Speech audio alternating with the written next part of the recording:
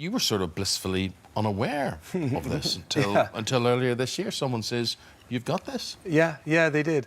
Two things happened, really. There's a friend of mine who's an artist who was diagnosed with it. And his wife said to my wife, I think Richard's got it too. Why don't you go and get checked out? And I live in the States at the moment, and I did a particularly American thing of going to see a therapist. And the therapist said the same thing. He said, you know, I think you've got ADHD and you should go and have a diagnosis. So had this diagnosis, and it's quite a long process. You go through, you fill out a huge questionnaire, and then my wife had to fill out an enormous questionnaire. And then I had a brain scan, and then you have to play computer games where they're checking your cognitive function. And then at the end of the process, they talked me through what I had. And one of the most interesting things about it was on the brain scan, you can actually see a physical manifestation of ADHD. And would that be for everyone with ADHD, or are there different types? Well, there are different types. According to the Daniel Amen Clinic in California, of course, California's got a specialist ADHD clinic, there are 7 types, and I have 2 overlapping. And that doesn't mean I've got it twice as strongly. What was worrying you, Richard, that you sought this diagnosis? Was it worrying you, or were you just curious about this? Or? No, it was basically I was causing chaos, really, for my family and for my wife in particular, on 2 fronts. One, this is going to sound trivial, but actually it adds up to quite a lot. One thing that happens to a lot of people with ADHD is they forget many day-to-day things. So you lose your credit card, you lose your passport, you lose your car key. So I would lose my credit card, and then I'd nick my wife's credit card, and then she'd go to a petrol station and find she hadn't got her credit card on her because I'd nicked it. I once left a passport on a urinal in Italy. I was filming a TV show in Croatia, and I had to get smuggled in the back of a car into Croatia because I'd lost my passport. But there's this constant sense of chaos because your brain can't map somehow. When I go to the gym, I absolutely cannot for the life of me remember what locker I've put my stuff in.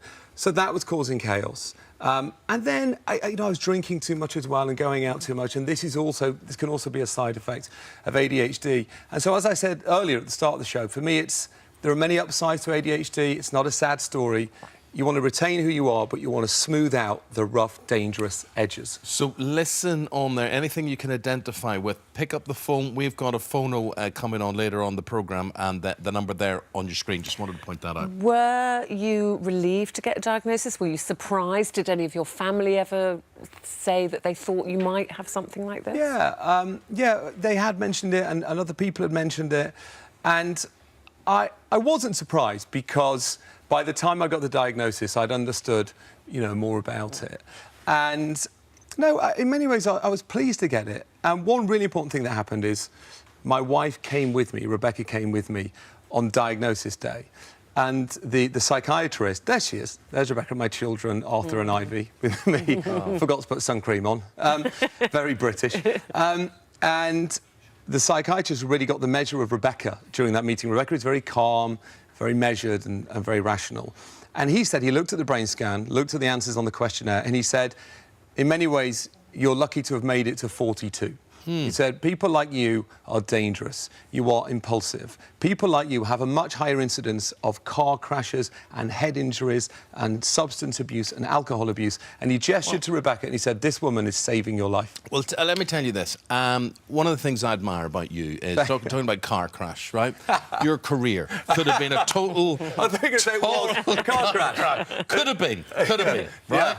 And just to point out, the only presenter in the 60-year history of Blue Peter ever to get the sack. From Still got that title, Eamon. Right, good Still man, mine. Still holding on to that.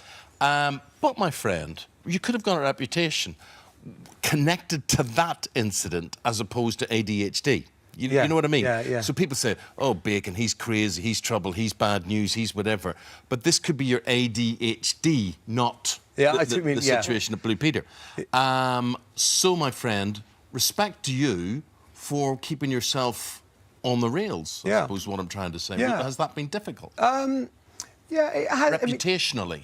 I suppose that what's interesting about that incident, which is nearly 20 years ago now, is it does follow you around. And whenever I'm mentioned in newspapers, that comes up straight away.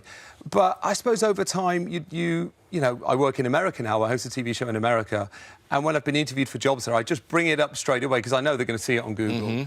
And it's such a distant event that it doesn't really seem to matter anymore.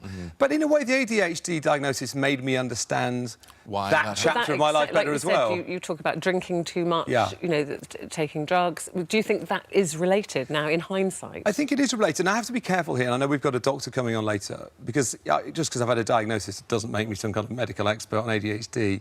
But what the brain scan showed is that I have lower blood flow to the front of the brain, called the prefrontal cortex, than you guys have.